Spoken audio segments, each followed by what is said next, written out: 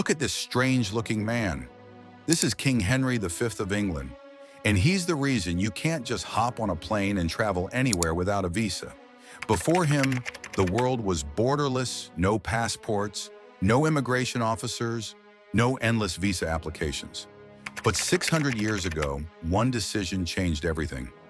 This is the surprising story of how a simple letter from a king turned into one of the most powerful documents in the world. The first recorded passport was issued in 1414 by King Henry V. But back then, passports weren't small booklets filled with stamps. They were simple letters written in Latin and personally signed by the king. Henry's government created these documents to help English travelers prove their identity when visiting foreign lands. The goal? To ensure their safety while traveling through unfamiliar territories, especially in France, where England was at war. Henry V was fighting in the 100 Years' War, a brutal conflict between England and France. English merchants, diplomats, and messengers needed a way to prove they weren't spies or enemy soldiers.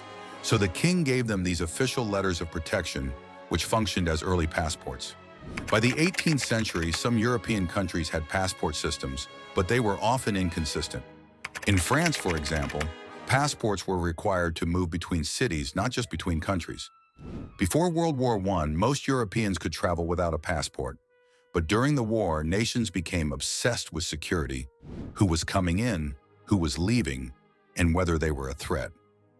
In 1920, the League of Nations, the predecessor to the United Nations, created international passport standards. They introduced the booklets we recognize today, complete with a holder's name, photo, and nationality. By the 1940s, nearly every country had adopted this system. Today, passports are more than just travel documents. They're status symbols. Some are more powerful than others. A Japanese passport, for example, allows visa-free travel to nearly 200 countries, while a North Korean passport is nearly useless without government approval. There are also rare passports like Vatican passports, which are held by fewer than 1,000 people worldwide. And diplomatic passports grant special privileges, allowing government officials to travel with fewer restrictions. Passports have come a long way from Henry V's handwritten letters, but they've also become barriers. While some people can travel freely, others struggle with visa restrictions, long wait times, and travel bans. So the next time you flip through your passport, remember you're holding 600 years of history in your hands. What started as a king's letter of protection has become a global system that controls where we can and can't go. What do you think, are passports a necessary security measure or an unfair restriction on freedom? Let me know in the comments.